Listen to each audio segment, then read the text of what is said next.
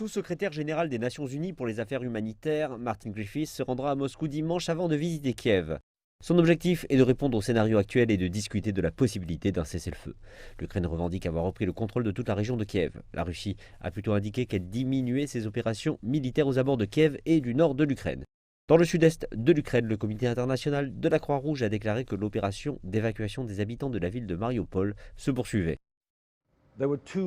Il y a eu 2 avertissements du président Zelensky durant la nuit, où il a averti la population ukrainienne d'être extrêmement prudente en retournant chez elle, en particulier dans les villes et villages aux abords de Kiev, car il craint, ainsi que les officiers de son armée, qu'il pourrait y avoir des mines et des pièges, pas uniquement dans les domiciles et habitations, mais aussi sur le fait que les troupes russes qui se retirent pourraient même avoir laissé des engins piégés sur les cadavres.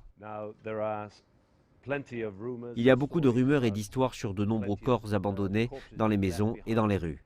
Il y a aussi des vidéos. Et l'autre avertissement du président Zelensky est que les Russes se regroupent et se déplacent depuis la périphérie de Kiev vers la région du Donbass. Les inquiétudes qu'ils pourraient concentrer leur puissance de feu dans cette zone. Il y a aussi plus de préoccupations sur savoir comment atteindre les personnes qui ont besoin de soutien et d'aide à Mariupol. Mariupol a fait la une des journaux ces dernières semaines car la majeure partie de la ville a été endommagée.